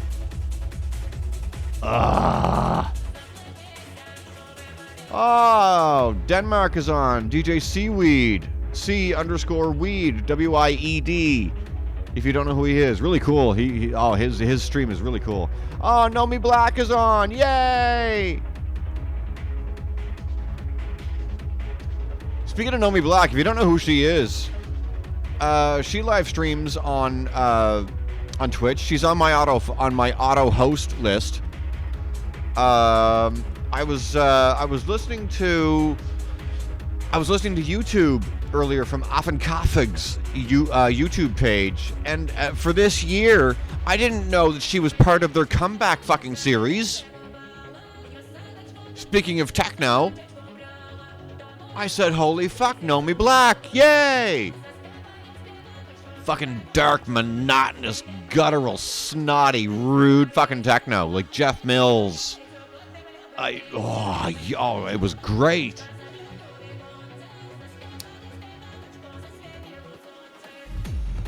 Shout out to Affenkafig and Know Me Black. Good for you, girl. If you don't follow her and you're into that kind of stuff, her live streams are a little more down tempo than the Affenkafig set. But if you like a little more melodic, things of a little more melodic nature, go ahead and try Know Me on. It's a good time. It really is.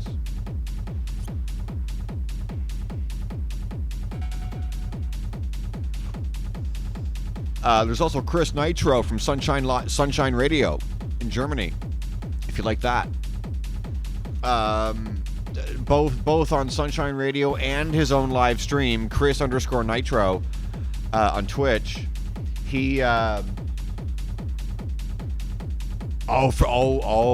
a man after my own heart, love. Yes. Then you need to look into this set. Here. Let me see.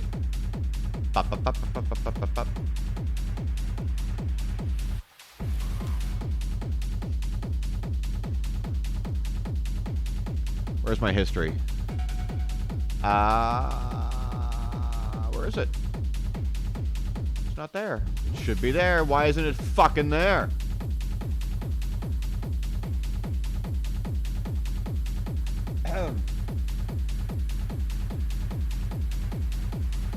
There it is. Okay, let me see here. Is that the one?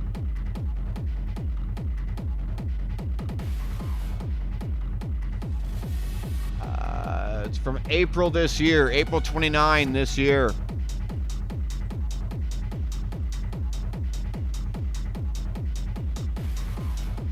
There we go. Check that out. Boom. Know Me at Affenkafig. Oh, Affenkafig. You got fucking T78. You've got Tommy Libera. You've got Av DJ. A whole fucking roster of absolutely pristine talent on their in their little family. Fuck.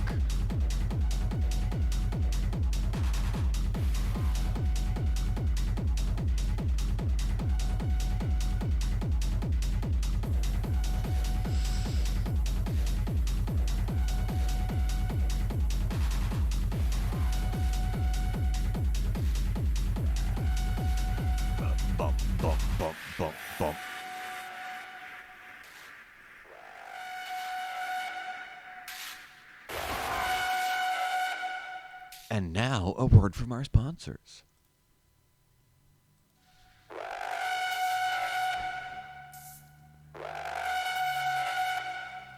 That was so fucking fun doing the FM radio thing yesterday. I think I'm going to start doing that more. News, weather, and traffic every 15 minutes on the Klayre Avalon Show.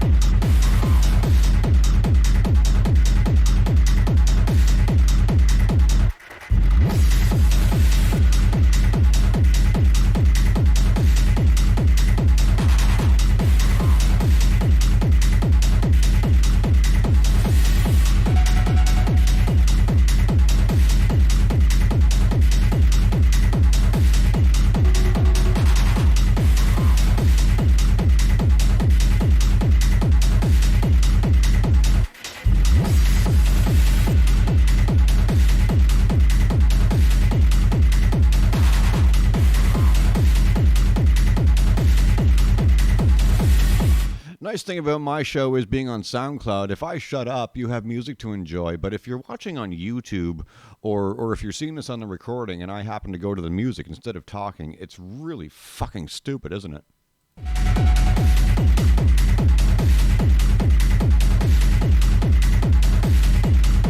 You just get to watch me sit here and fucking look like an idiot for a couple of minutes.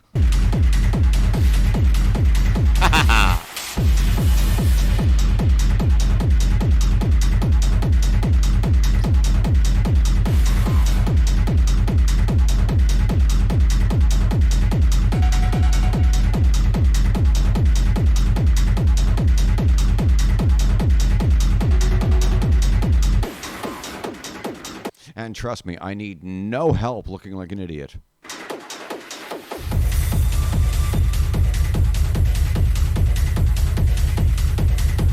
Certified.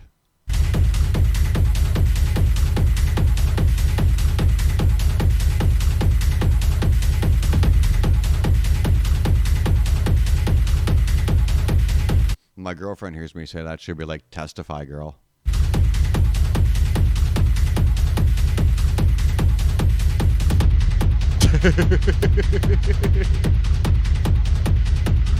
What do I give a fuck?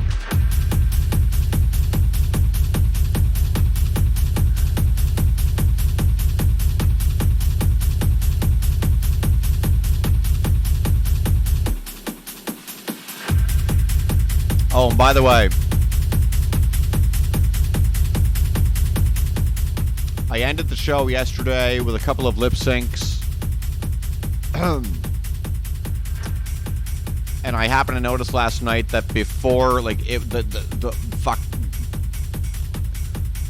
they were muted before I had a chance to say boo, right? So whatever, I still have the raw footage. Yesterday's show is on YouTube and it's not muted whatsoever. Nothing. No copyright strikes, nothing. Because I don't make money on YouTube, so whatever. I can do what I want on there, apparently. All that to say, if you are watching this on the recording and you are familiar with the show and the fact that I do lip syncs, that won't be happening live anymore. I was just in a mood yesterday. But for those that do know who I am and do know that I do this, I do a healthy amount of other songs and stuff. I have a healthy catalog. And should you be inclined to want to see more of what I do, all you have to do is DM me.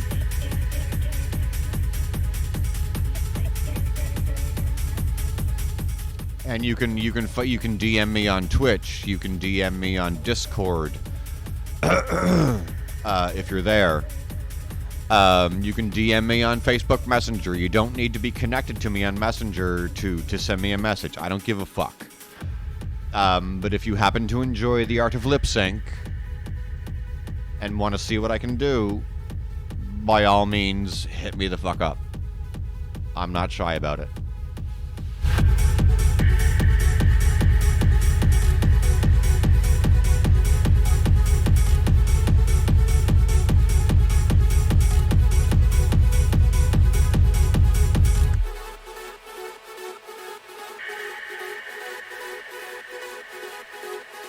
Man, David Morales is live right now. House legend from the 90s. He's live right now. With 591 viewers. Oh, the poor thing.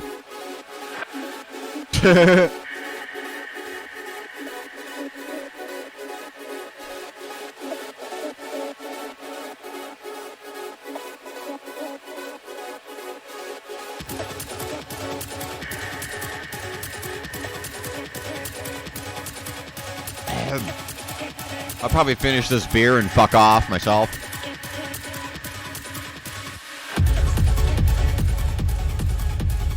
I'm getting bored.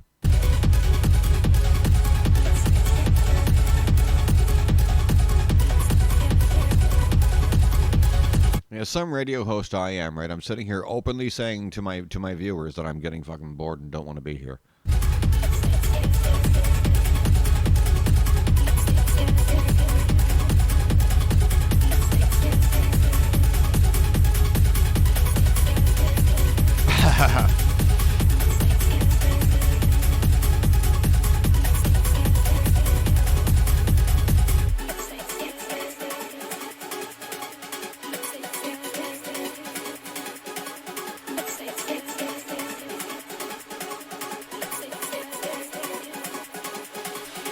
I really appreciate you saying that, Reorganize. I really do.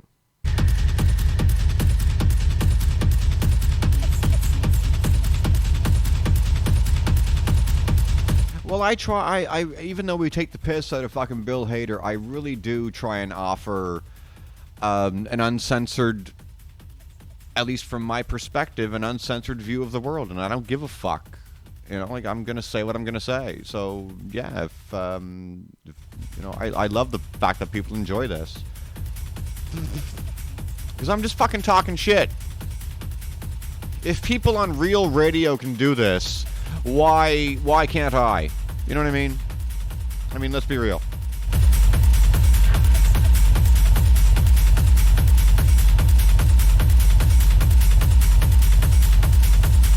And yes, this place has everything.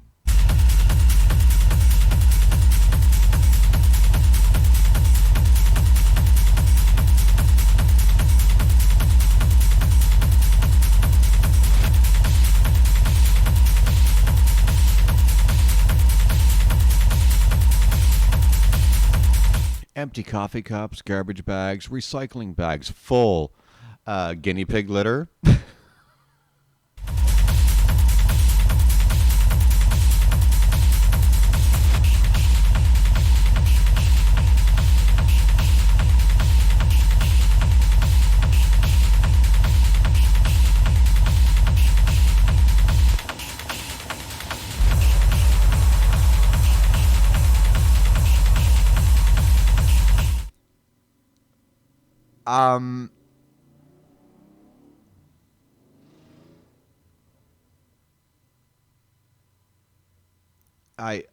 It really means a lot to me that you just said that. Thank you.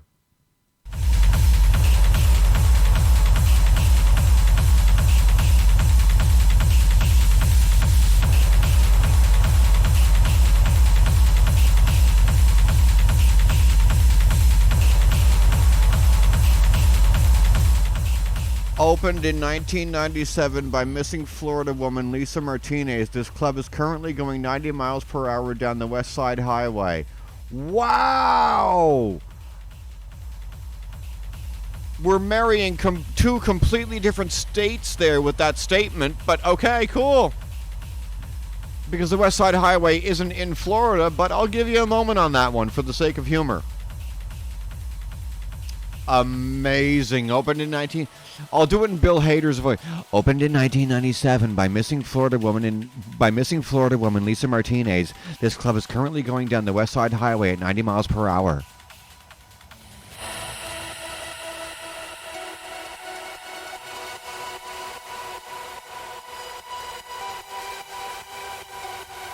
Dragging a string of empty soup cans.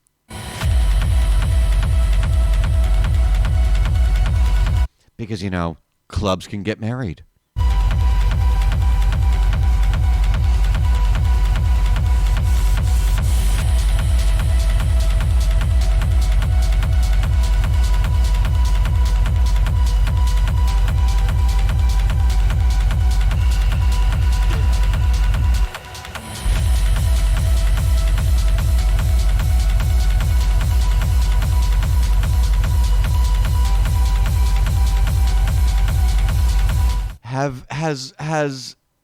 Has Stefan officially been resurrected through the Klayre Avalon show? Is that what's going on here? Is that what's fucking going on? This place has everything. Brooms, scrunchies, screw heads, a shaved lion that looks like Mario Batali. And make sure to be there this Friday because the first 100 people through the door will win a human fire extinguisher.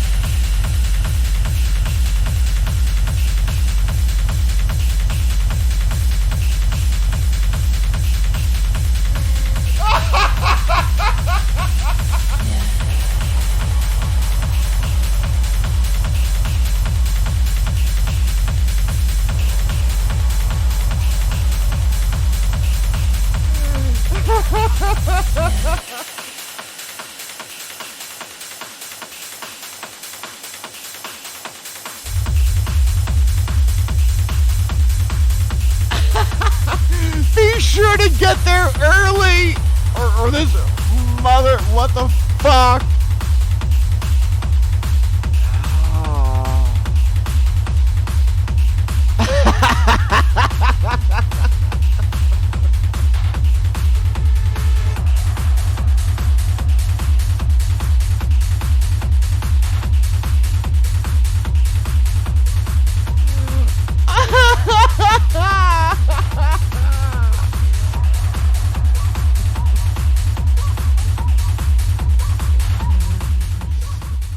I'm reading this out. There's nobody here, but I'm reading this out for the SoundClouders. Once again, this place has everything. Charts, graphs, PowerPoint. A guy who still thinks Jamba Juice is good for you.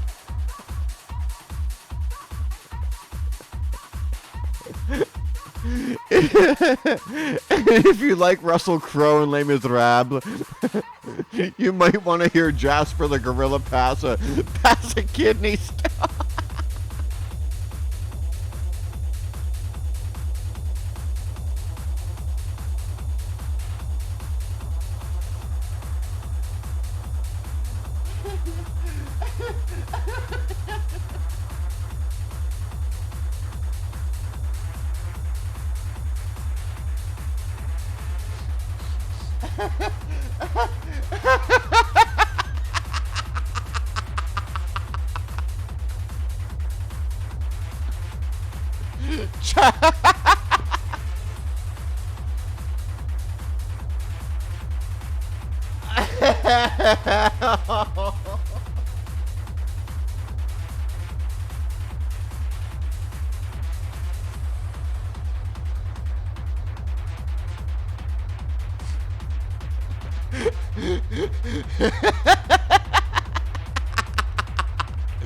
Charts and graphs.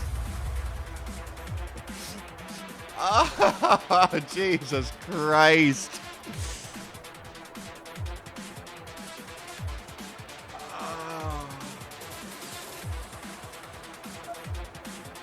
Oh. If you're seeing this on a recording, welcome to the fucking show.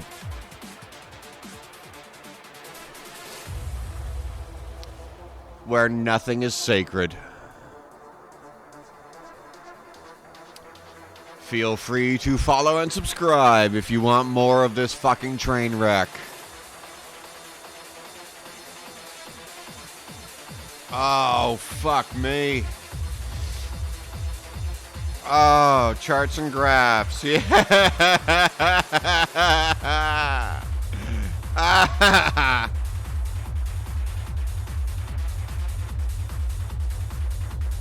Unfucking real.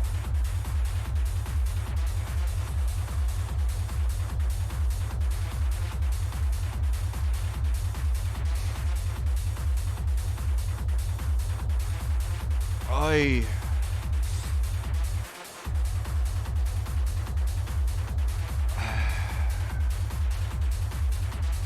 It's been 2 hours. I want to get out of here.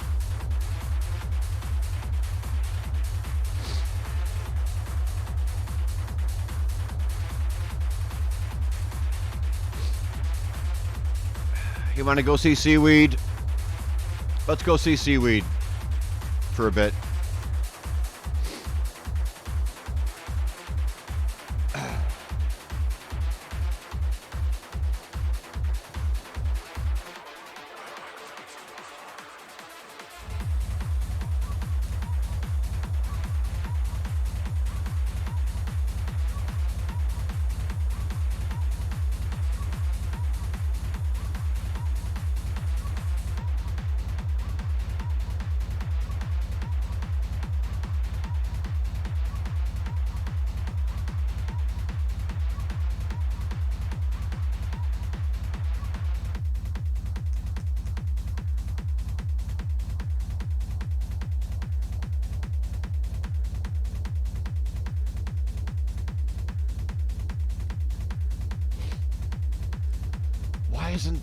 Why won't that work?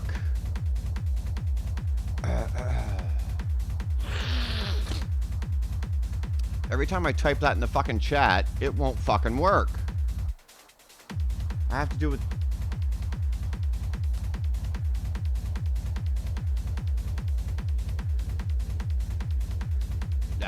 It won't work. Why won't it work? It'll work this way.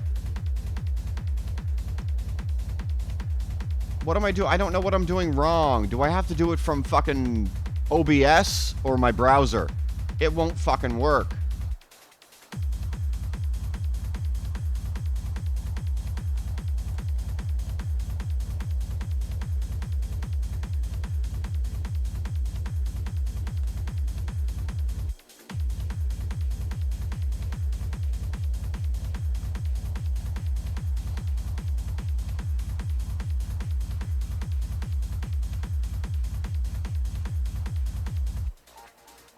Ah, okay.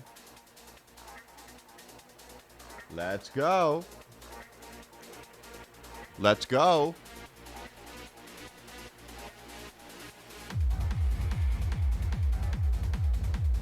Oh, I did it wrong. Ah.